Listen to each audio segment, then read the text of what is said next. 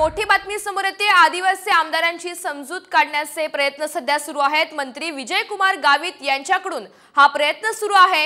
आमशा पाडवी आक्रमक झालेले असून यापूर्वी 10 वेळा बैठक करण्यात आलेली होती। पेसाचा विषय मार्गी लावा अशी मागणी लावून धरण्यात आली आहे। हिरामण खोसकर यांनी या संदर्भातली मागणी केलेली आहे आणि सगळे आमदारच बसलेले आहेत ना, मुख्यमंत्री आणि उपमुख्यमंत्री यांनी इथे यावं अशी आता इथल्या आमदारांनी मागणी केली आहे। तुमचा अन्याय चालू आहे। अरे का आदिवासी बोलत नाही म्हणून, आदिवासी तालुक्यात आला नाही म्हणून आदिवासींवर जाणून बुजून अन्याय करण्याचा प्रयत्न। तर आपण पाहतोय आदिवासी आमदारांची समजूत काढण्याचे आता हे प्रयत्न सुरू आहेत। शिष्टमंडळ तसेच सरकार यांच्या मार्फत एका बैठकीचं सुद्धा आयोजन करण्यात आलेलं आहे।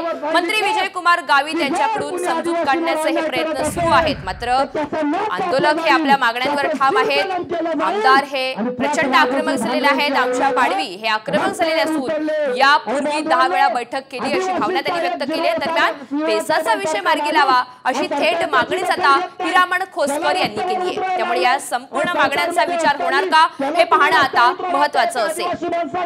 म्हणून बांधवांनो, आदिवासी लोकांना अन्याय आहे याच्याकडे आपण लक्ष दिलं पाहिजे की बांधवांनो, आपल्याला ज्या आपल्या पिढ्यांनी जगवलं, आपल्या समाजासाठी रक्त आटवलं आणि ते रक्त पिण्याचं काम हे सरकार करताय। म्हणून बांधवांनो, या ठिकाणाहून आम्ही महाराष्ट्रातल्या सर्व समाज बांधवांना खुलं आवाहन करतो की जर सरकारने तसा जे आर काढला तर महाराष्ट्रामध्ये जेवढी पोलीस फोर्स असेल संपूर्ण आदिवासी भागामध्ये लावावी लागेल। याची सरकारने दखल घ्यावी। त्यांच्याबरोबर मी चर्चा केली, ते आपसामध्ये चर्चा करून थोड्या वेळाने आम्ही येतो म्हणून त्यांनी सांगितलं आहे। त्याच्यामुळे मी जाऊन माननीय मुख्यमंत्री उपमुख्यमंत्र्यांना निरोप देईन की ते आपसात चर्चा करून आपल्याला या ठिकाणी चर्चेसाठी येणार आहे। ज्या प्रमुख मागण्या आहेत त्याबाबत त्यांचं काय नेमकं मत आहे हे